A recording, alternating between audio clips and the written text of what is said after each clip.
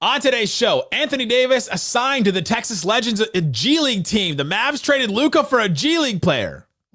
No, but he is going to come back at some point. Is that a big mistake for the Mavericks? We'll tell you on today's Locked On Mavs. I'm going to hit a city like that. Dogs, all of us, all five. You are Locked On Mavs. Great, Rusty. Your daily Dallas Mavericks podcast. No one's dying. Part of the Locked On Podcast Network. Still can't leave you.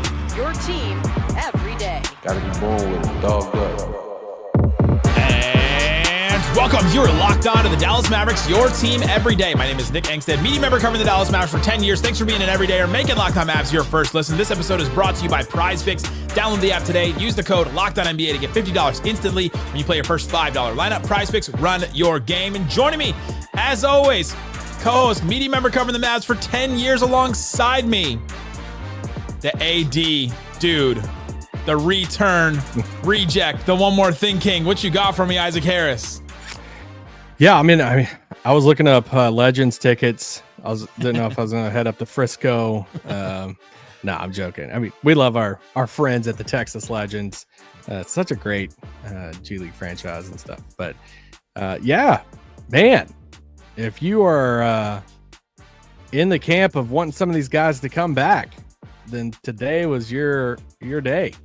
You're getting it. We will talk about Anthony Davis getting assigned to the G League Texas Legends team. What does that mean? What does that mean for his return? We'll talk about the Jaden Hardy getting assigned as well. And what does that mean for the Mavericks? These guys coming back and all that. We'll also talk about the Fire Nico chants at games. I've mentioned them a couple times in the post-game shows, but PJ Washington and Max Christie both commented on them after the last game against the Sixers. So we'll talk about their comments and what those mean and why players are getting frustrated with it. But let's start here, Isaac Harris. The Dallas Mavericks are desperate. They're so desperate right now. This is a desperate franchise going through a lot right now. Self-inflicted, and some of it honestly not self-inflicted because injuries happen. And, you know, Jason Kidd and Nico Harrison, they're going to make this excuse and reason. And yes, understood that the Mavs are in this position right now because everybody got injured. The Kyrie Irving injury we talked about is just a freak accident. There's so many freak accidents have happened to the Mavericks. But then they also trade for a couple of injured players. And so, I don't know, maybe that's bringing it upon themselves. But then there's also the outside pressure of bringing upon yourself this trade of Luka Doncic and trading a superstar.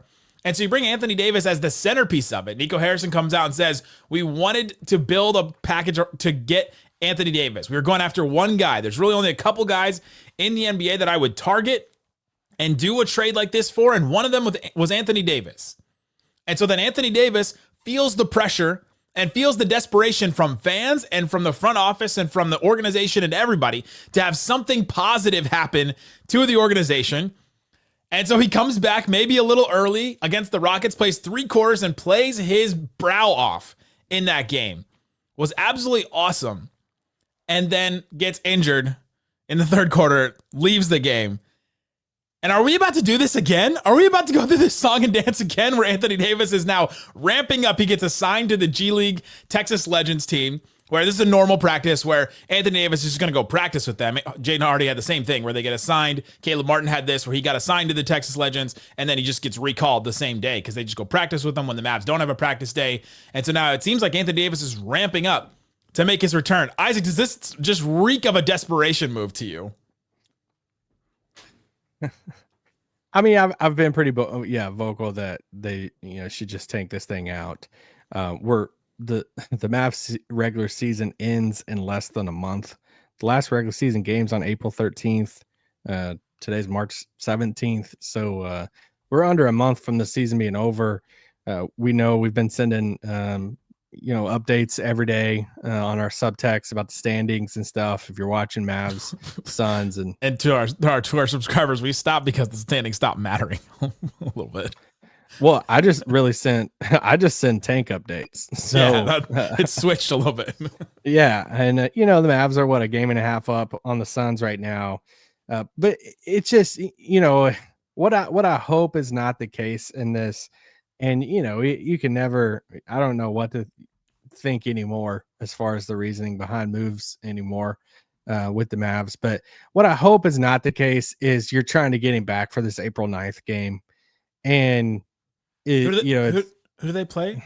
Is that like a big game? So the Lakers come into town on the 9th, and honestly, like, I mean, I don't know what's going to happen. Like, I don't know what's going to happen with this 9th game. You know, Luka's coming to town. Mavericks haven't been good. And if this version of the Mavericks, they're trotting those guys out without, you know, all the guys on the roster, everybody's hurt, against the Lakers team that, you know, say LeBron's back then, you know, obviously Luka and stuff, like, you're painting a scene already that it could just be, I mean, just a bloodbath of, you know, the Lakers just destroying them. Chants, I mean, it just all the stuff, like, it's just a million things for that day. I hope it's just not trying to get him back. It feels like kind of a desperate move to get him back soon, to try to, like, hey, we gotta, you know, give some, you know, some positivity to the fan base or him or whatever.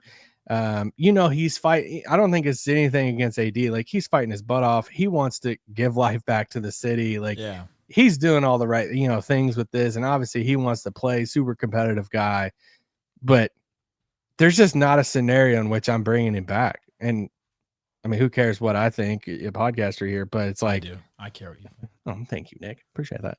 It's just, I just don't understand it. It's like, close this chapter, keep him out. Like, This is the scenario I've been giving everybody. I talked about on the squad show the other day. If the Mavs can win one game against the Thunder and be the first 10 seed to make the playoffs, actually, because no 10 seed has ever made the playoffs. If they can do that, win one game against the Thunder and just have a good moment, is that worth it? in order to do that, you have to beat the Kings and then one of Clippers, Right. Wolves, or Warriors. Right? Like, It's far-fetched, but it's like, at least it's a goal to go after and something and to then play they for. get gentlemen swept by OKC. I know you're not. I know how you feel about this. You're not about to sit here and take up for this. I'm not. No, I'm not. But to me, I'm making their case. Like, all right, wouldn't that be worth it to have that one good moment? Because we know they're not going to beat the Thunder. Come on. Especially without Kyrie. Like, maybe at full strength, we could talk, and the Mavs had some runway and actually had played together and actually had a little chemistry. Like, maybe I could talk myself into them being competitive against the Thunder, but this squad wouldn't be, even if they get Lively back and have AD. Like, they don't have Kyrie, so there's just not enough guard play They to don't make have it a work shot of- at all. So Yeah. to me, to like, all right, I'm stretching this as far as I can, trying to like find the copium that this Mavericks organization has right now. It's desperate. It's desperate. This is a desperate move to try and bring him back, and it's maybe desperate from Anthony Davis to prove something to the Mavericks. Like, No, Get a city like that. he wants to give the city life it's back. not. It's You know what not I mean? desperate from AD. No, Why not? Why? I mean, shouldn't he just shut it down the rest of the season? It's competitive from AD. Like, if you're a player, you don't want to shut it down. You want to come out here and play. I don't take it as a desperate measure from him at all, because he dominated that half that he played. He wants to come back and show this, fan base who he is and the star that he is. So I don't think it's desperate. Like, they're all So fighting. he's to come desperate back. to show that to the fan base. No. It sounds like it. Desperation, I take as more of like a negative connotation on it. Of, he's just so desperate to just get.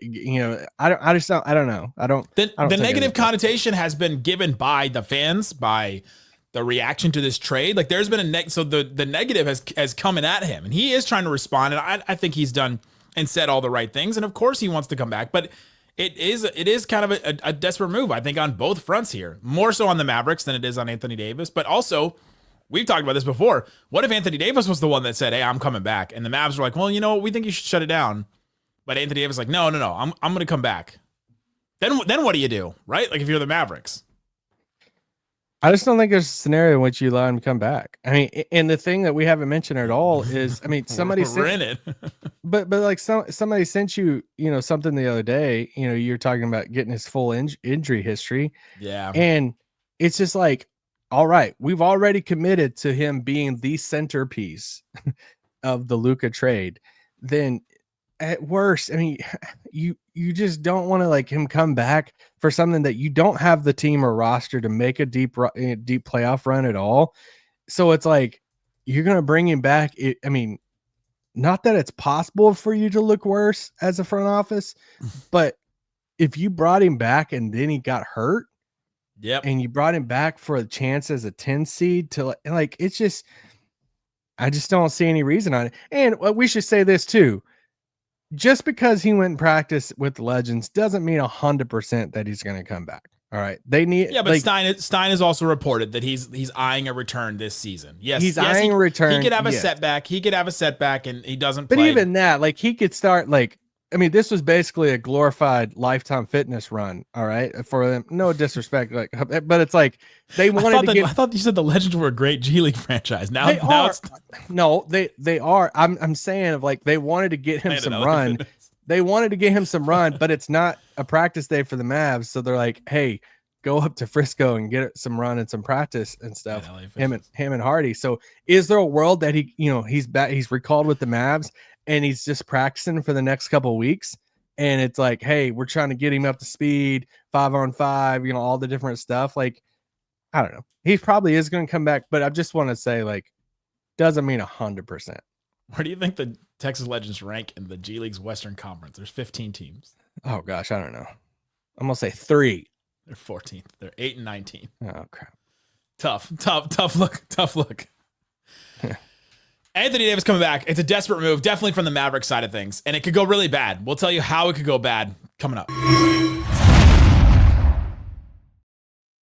Today's episode of Locked On Mavs brought to you by Hungry Root. I've had this issue for a while where I just have too much going on. Like, I got to follow all these Mavs injury reports. I got to figure out who's playing, who's not playing. I got to watch all these games. I got to figure out what I'm doing with my life. And there's just not enough time in the day to plan meals that are nutritious, to figure out my health goals with eating, to go grocery shopping, and to get meals at the same time. That's when I discovered Hungry Root. Everything changed. Honestly, it's been a game changer. It's the easiest and healthiest way to eat without all the stress. With Hungry Root, it's like having a personal shopper and a nutritionist all in one. They take care of grocery shopping, recommending meals, groceries based on my tastes and health goals. You gotta like that both. Some of us are picky about food and only eat certain things like chicken tenders and things like that. So you gotta know what you want to eat. And Hungry Root can help you with that. And the best part, every meal is ready in 15 minutes or less. I'm talking quick, healthy meals that actually taste great, all delivered straight to my door. It's been a huge time saver. Made healthy eating much simpler. You're going to love Hungry Root as much as we do. For a limited time, get 40% off your first box and free item in every box for life.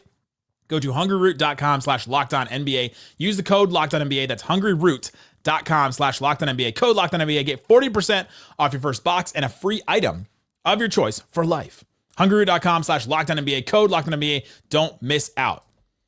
Also brought to you by something that has honestly changed my life recently. It's Monarch Money. If you've used Mint or another kind of budgeting system or budgeting, program or something like that, Monarch is the one that you want to go check out.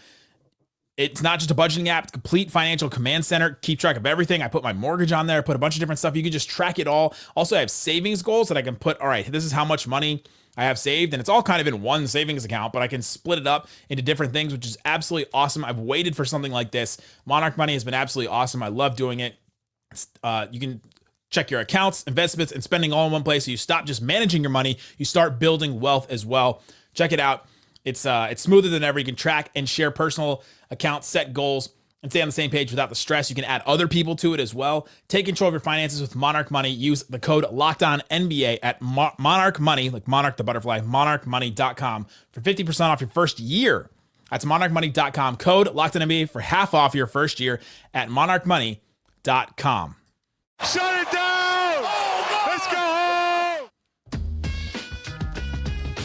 Thanks for hanging out with us on Locked On Mavs, being part of the show, part of the Raccoon Squad, what we call our listeners. We appreciate each and every one of you for checking out the show. Like Isaac said, we have a text line where you can text us, get alerts on when the Mavs are playing, what's going to happen, and we'll do that all throughout the offseason too, where we'll send you every single rumor. Draft season is ramping up. We're going to do some draft shows here with Rafael Barlow, and so you're going to want to know about some of this draft stuff. We'll probably send you some of our draft profiles that we'll do over that text line, so subscribe, text the number, and get on that. It's 214-643-8637. Check the QR code link in the description to find it as well, and subscribe to that text line.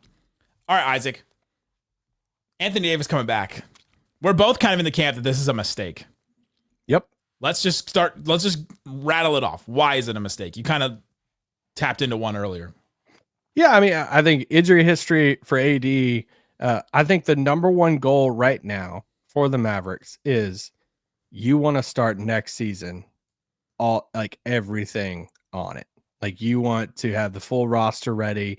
You want to have possible. The what? Kyrie's already getting me out to start the season. Yes. You want all the promotion and everything of next season to be built around Anthony Davis. You want to get stories out there this summer of AD, MVP type season from AD, both ends, the defensive player of the year, like all this stuff, like, a team centered around him he's going to hold it down. Do you go out and get a, Kevin Durant, whoever it is, you just want, you're kind of already committed to digging the hole so deep this season that you're not climbing out of this as far as publicity and how the fans and everybody feel about you. I don't care if you come back. I don't care if you win one game against OKC. The collective feel from people is going to be still pissed off, and rightfully so. So I that's why I'm like, if you just close the chapter, let there be no lingering injuries going into the off season, and then you just kind of start fresh and let's figure out this draft stuff. Let's get some downtime of nobody do any comments or quotes or anything for a while. Get it all done with, end of season stuff, and then hey, we'll see you in September. let's just out of sight, out of mind it for a little while. And when you sleep, it actually your brain gets washed, and so it just refreshes you. Yeah. That's the Mavs need. They need a good night's rest. The Mavs need to just take a rest and let everybody. And part of your point was right. How much are you going to gain from this if you're the Mavericks? Okay, let me actually make this point just real quick. A lot of times when teams are debating on this, the participation, tournament here, or some people call it the play-in tournament. Yeah. It's some of it's built up of, hey, we want to get some of our young guys some run in a high intense game, whatever. Guys, we know what all these guys are like. There's nothing that we need. Lively's played in a finals. Klay Thompson's won titles. AD's won a title. PJ Washington has played in the finals. These guys have outside.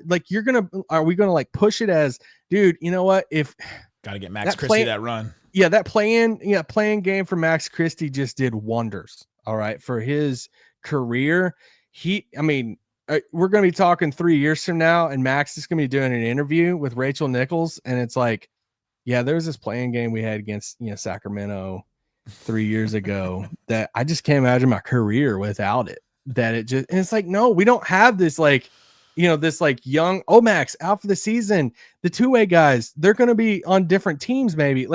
It's just I just don't see the reason outside of, and I made this kind of halfway joke before.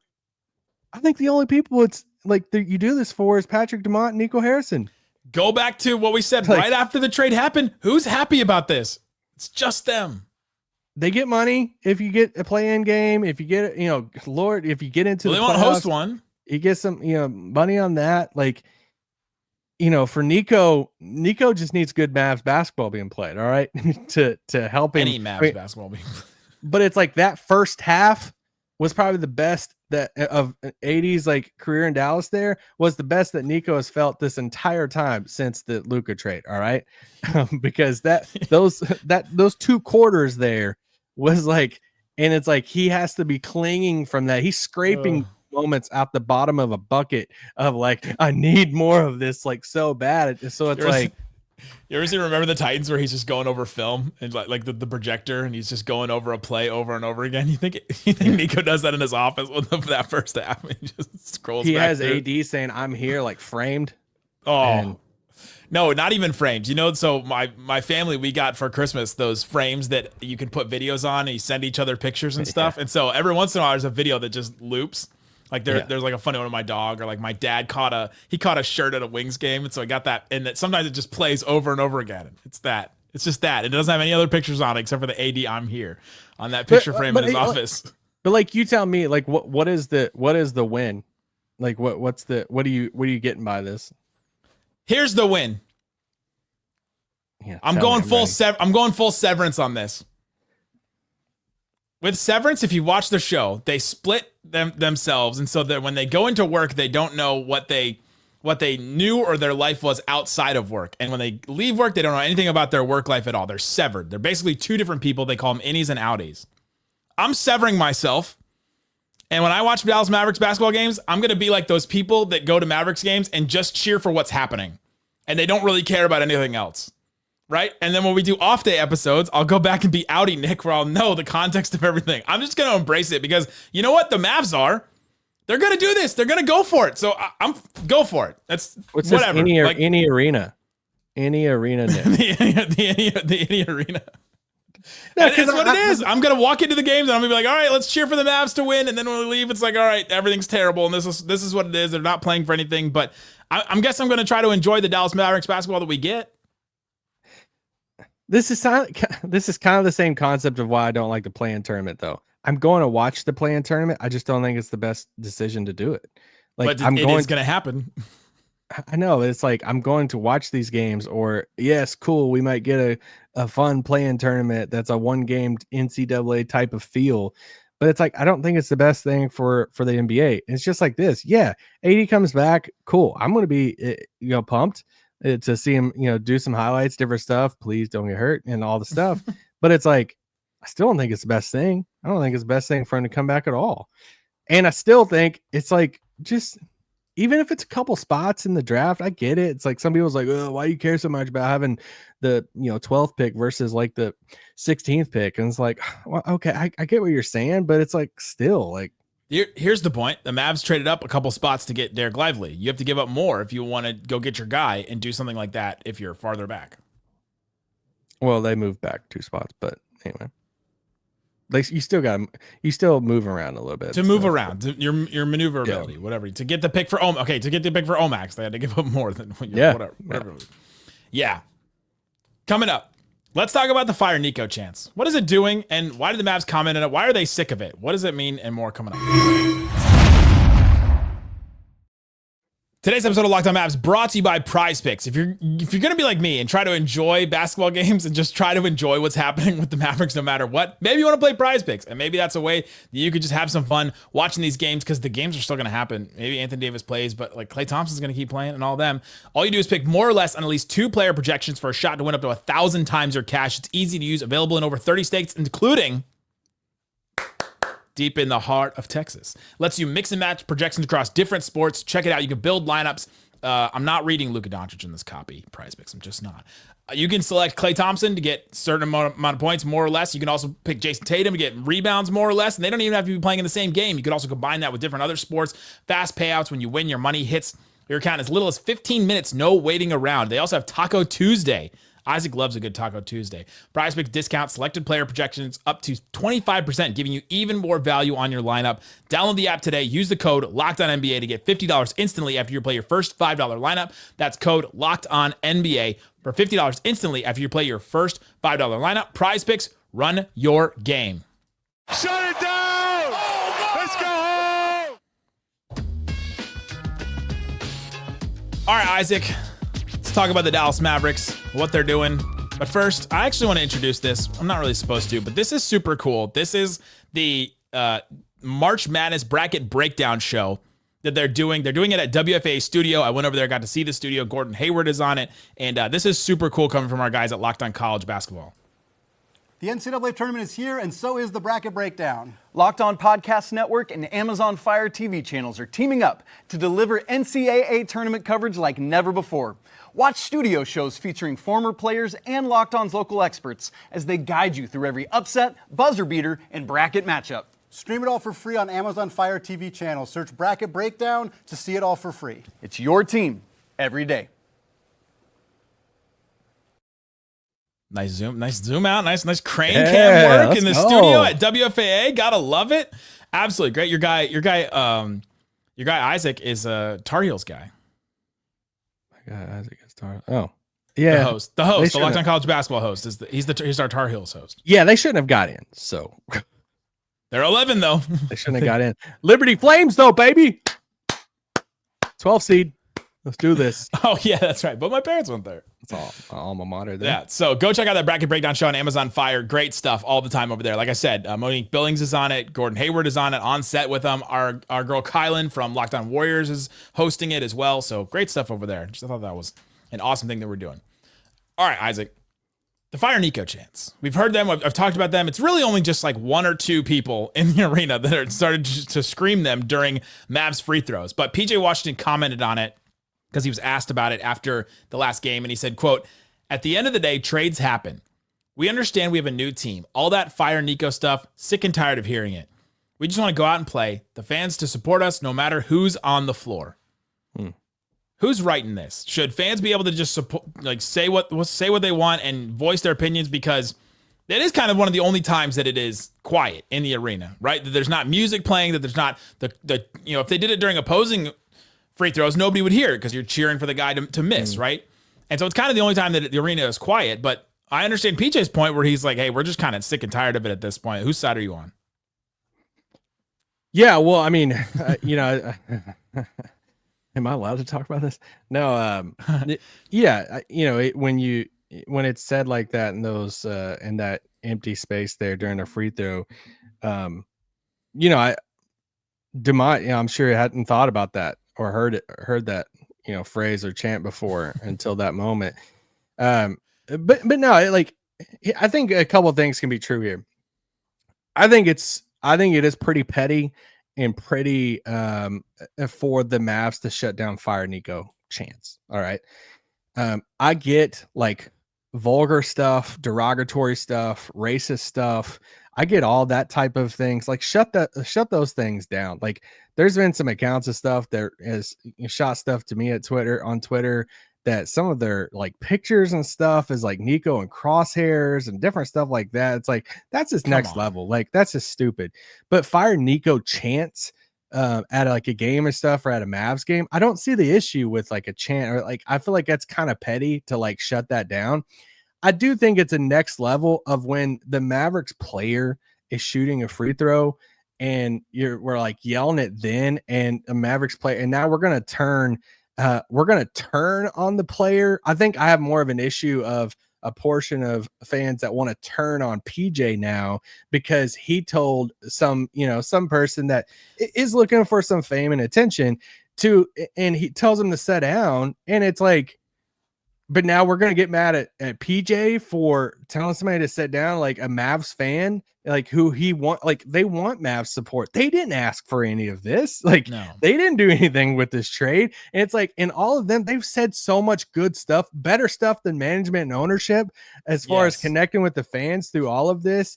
So it's like, and I tweeted out about something. I've got all these tweets back and, just about like PJ, he should just shut up and dribble. He wears a Mavs jersey. Well, what about, and it's like, all right, guys, we're just like, this is just, and it's like, we can't speak out of both sides of our mouth here of like, man, like no team, no other players are going to want to come here because look how Nico and them treated them.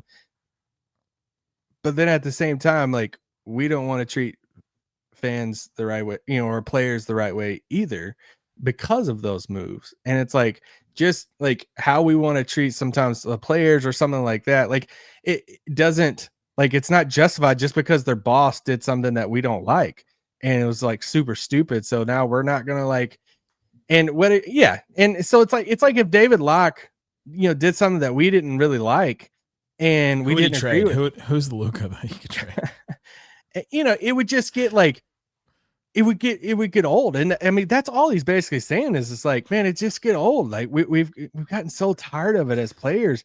It would get old if every single day our comments and everything was just full of about David Locke. And it's just like, and one of us saying, dude, we're just so sick and tired of hearing about it. Whether like, it's not like they agree. It's not like PJ is like, yeah, they should have traded him. Yeah, we asked for it. Like, he didn't do anything. It's just like, dude, like, we're just tired of it. Like, we're trying to bust our butts off. They play, yes, for the paychecks and for their families and all this stuff, but they also play for the fans, and they love playing, for these fans in Dallas and stuff. And it's just and just because their boss did something that they don't agree with doesn't mean that, fans should treat them any certain way either. Like, and that's just my opinion. Like, I don't care if people agree with it or not. And it hasn't just been once or twice. It's like every free throw it happens. And it was happening in this game too. Every time they go to the line, somebody was doing it and somebody tries to get it off. And every once in a while I'm like, oh, there's another one. Oh, there's another one. And it hasn't gotten to big chance. Now we'll see April 9th what happens, because I think that game could be wild when it comes to Chants and stuff. But people, they've been hearing it every game. And I'm sure, have you seen that video of LeBron the other day? Where LeBron and his family are like sitting courtside watching this game. I think he was watching Bryce's like high school game or something like that. And there's this fan just like leaning over the edge and just like screaming into LeBron's ear a foot from his head because there's just no security and stuff there, and people can go where they want. And it's just like a high school gym or whatever. And like Savannah, his wife, is kind of laughing at what the guy says, but everybody else is trying to pull the guy back. Like these players probably are hearing that on the bench too, where it's not just a chant during a free throw. They're probably hearing the Fire Nico stuff all the time from the bench too. So it hasn't just been one instance where PJ was like, hey, don't say that one time. It's just been over and over again. And I think PJ's point is we're just sick of hearing it at this point. Like, you've made your point. You've had the protests, you've done it, and we got to keep playing all these games though, and that's why or directed at them. Once again, I don't have an issue directed at with them with chanting Fire Nico. If half the arena or the whole arena started chanting Fire Nico, I don't really have an issue with that. It's the directed at a player while he's shooting a free throw, or if a player is coming by or he's signing autographs and you're like yelling at him right there, Fire Nico, it's like stuff like like, dude, they didn't have anything to do with this. So this is just my opinion. I mean, it is what it is. It just speaks to where the fan base is at right now. There's so many Mavs fans that are pissed right now. I'm pissed. Like, it's so annoying. I hate this season. I hate the trade should have never happened. I'm talking about severing my brain to enjoy Mavericks games again, which you only sever if you really hate your outside life. you want some kind of they usually sever themselves when some kind of disaster happens in their life and they need some respite from it. That's what we're talking about here. But I get it. Fandom is emotional. There's positive fandom whenever titles are won and are cheering and all this stuff. And this is where the Mavs, we've said it before, the Mavs have dropped the ball as far as you got to understand, you love your fans whenever you're winning. But man, when you do something that's going to betray your fans, you got to fully expect to feel that betrayal from the fans and that emotion and all of that. And I don't think the Mavs have done the best of job of allowing that betrayal to be felt to a healthy degree. And Fire Nico isn't a bad thing to chant. I don't think. And I think them trying to police that, if you want to police some signs or something like that, that's pushes the lineups of things 100%, or threats or all this different stuff that did happen. It's just like, if you want to do some of that, I get that. But I think they poured gas on the fire by, hey, we can't even chant Fire Nico type of thing. That's tough for fans. Yep. This is one where I get both sides of it. I get the Fire Nico chants, and I get PJ being sick of it. It's like, okay, but it is the thing I don't get. The thing I don't, I'm with you. I get both sides. The thing I don't get, and I want to make very clear, is fans turning on PJ because he's like, I'm sick and tired of hearing about it. Don't get that. Not here for that. You want to tweet out, you want to unfollow, I don't care. You can unfollow me or don't listen to me and say I'm stupid and all this stuff. I don't freaking care about that. I don't get turning on a player like PJ who's busted his butt and it's gave the Mavs some good stuff and good memories and stuff, for saying that he's just tired of hearing this stuff. And I don't get that at all. That's right. So sever yourself and try to enjoy the rest of the Dallas Mavericks season. We'll be here tomorrow. We're going to do an episode breaking down the draft, and we'll introduce some of the draft things to you. We'll also have Mavs Pacers on Wednesday night. So stick back with Locked On Mavs. We'll have all kinds of stuff throughout the rest of the season. Check the links in the description for different ways to follow the show. Guys, thanks so much for listening to Locked On Mavs. Peace out. Peace out. Boom.